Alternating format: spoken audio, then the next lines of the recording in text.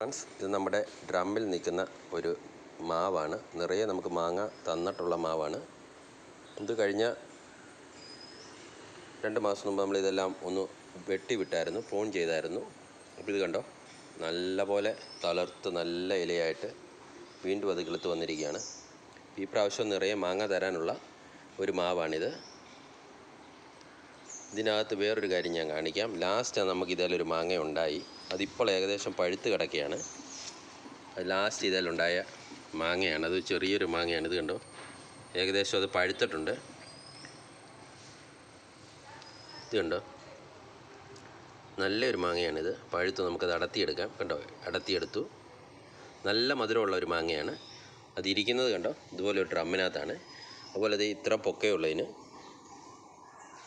ഇങ്ങനെ പടന്ന് പന്തലിച്ച് കിടക്കും. ഇത് നമ്മളിതുപോലെ ഡ്രമ്മിലൊക്കെ നമ്മൾ മാവ് സെറ്റ് ചെയ്യുമ്പോൾ നമ്മൾ കൂടുതൽ വളർത്തി വിടാതെ ഇതുപോലെ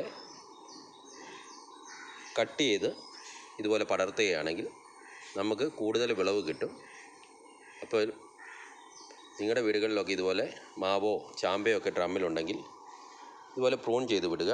അപ്പോൾ ഇതുപോലെ നല്ല ഗ്രോത്തായിട്ട് വളർന്നു വരികയും നല്ല ഫലങ്ങൾ നമുക്കിതിൽ നിന്ന് കിട്ടുകയും ചെയ്യും. അപ്പോൾ വീഡിയോ ഇഷ്ടപ്പെട്ടാൽ പേജ് ഫോളോ ചെയ്യാൻ മറക്കരുത്. ലൈക്ക് ചെയ്യുക, ഷെയർ ചെയ്യുക, കമൻറ്റ് ചെയ്യുക.